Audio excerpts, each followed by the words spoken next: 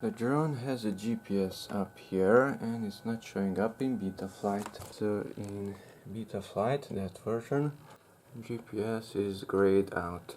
It's grayed out because you have to enable it. And here nothing is mentioned at GPS. So go to configuration and come down, and here we have GPS. Okay, set everything to automatic, try U-blocks, save and reboot in the corner, and even in the goggles some data should appear here in the corner.